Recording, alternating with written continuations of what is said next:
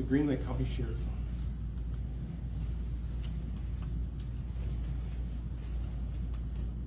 They're the ones that kept this going. They couldn't be more proud of them, of what they did for a family. We didn't give up. And we can stand here today feeling relieved. I have one of my detectives here, Detective Jeremiah Hansen, who played a big key, and my chief deputy, Chief Matt Vanderkolk, that stuck with me, and we had a great outcome. And there's one more thing I want to say thank you to, and that is to you folks, the media. You take some rap sometimes, all right? But through this whole case, you were very good partners with us. And I appreciate that. And I want to say thank you. Is there any questions? Sheriff, I know last time you had mentioned that you knew he was somewhere in Eastern Europe, but we're unsure exactly where. Have you been able to determine where he was and who he was with? At this time, we're still putting that together, so I can't really say. Is he cooperating with you guys? Have you been able to speak with him in person?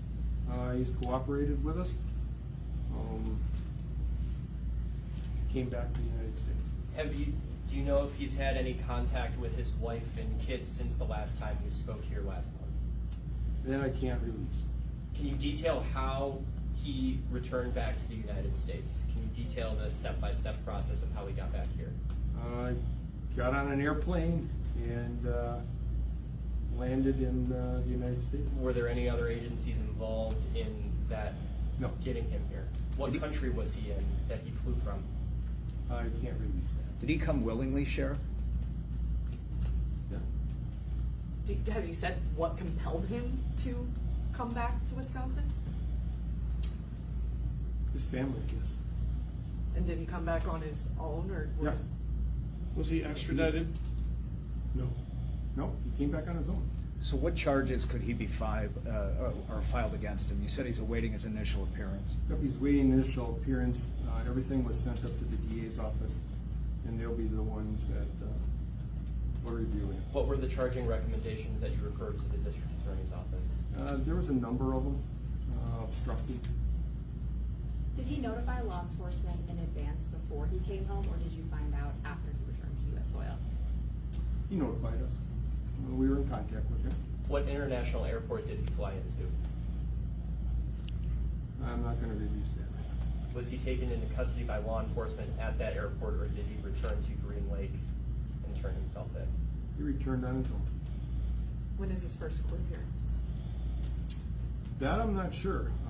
Could be today. That's up to the courts. Have you spoken with his family since his return, and could you share any of maybe some of their feelings and what they may have had to say following the news? We just briefly spoke to them, and I can only imagine how they feel. Can you talk a little bit about some of the conversations that took place between your department and Ryan from the last press conference to today? No, that we don't want to release.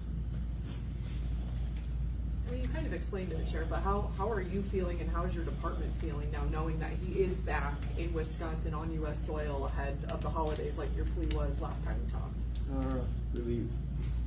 I'm very proud of what he did in my department. But now when we walk out, we continue to do what we were doing all through this whole process. We never stop. We're continuing to serve our community in whatever call we have. And that's, the help of my department. And So my he turned himself in here at the Green Lake Justice Center yesterday. Yep. Is he going to have to reimburse the county for the search effort? That is part of the restitution that we present to the court. What do you know about the woman he was involved with, and did she have a role at all in compelling him? Could anyone else be facing any charges for aiding him or anything? Could you? Could anyone else be facing any charges for aiding him or anything like that? No.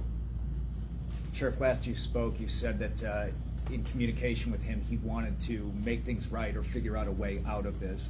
Has he given any indication on his mindset now that he's back? I can't release that. That's all part of the investigation yet going on. But I just want to thank everybody again for all the support that they have given my department and the help, the partnership. And I'm really happy to see an individual, one of our divers, that took this to heart as much as we did. But that just speaks volumes of communities and what people are all about. Could you speak to what it was, whether that was the efforts of Detective Hansen, right? Or your chief deputy? Was it in those conversations? What was it in those conversations with Mr. Borgwardt that made him change his mind?